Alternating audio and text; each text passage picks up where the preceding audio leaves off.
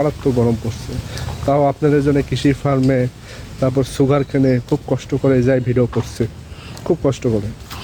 তো আপনারা ইনশাল্লাহ উপভোগ করলে আমরা আল্লাহর রহমতে সুখী, আমরা হ্যাপি ইনশাল্লাহ।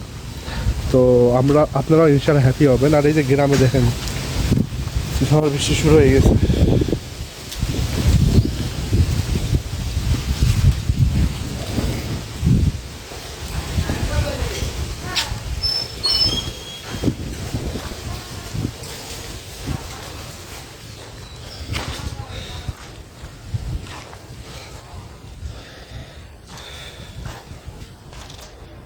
এই বেশি বাতাস হলে আবার মেঘ উড়ে যায়, তখন আর বৃষ্টি হয় না। দেখা যাক আল্লাহ ভরসা, বৃষ্টি হলে খুব ভালো হয়, ঠান্ডা পড়বে। আর মেঘ তো অনেক জমছে, এই যে মেঘ দেখেন, মেঘ অনেক মেঘ জমছে, ইনশাল্লাহ বৃষ্টি হবে। আর এটাই হচ্ছে আমার ঈদের ড্রেস। আব্বু, ভাই সব আমরা আজকে ঈদের ড্রেস পরে ঘুরতে আসছি গ্রামে।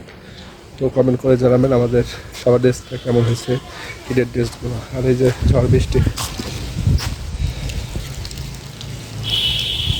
মেঘ হয়ে গেছে, অনেক মেঘ লাগছে।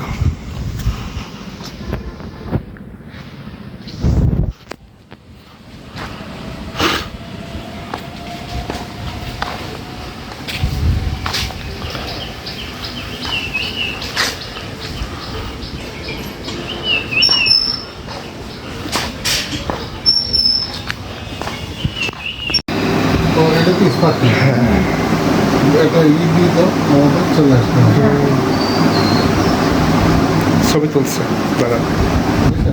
হ্যাঁ বলো। নানার বাড়িটা খুব সুন্দর লাগলো, খুব সুন্দর বাড়ি।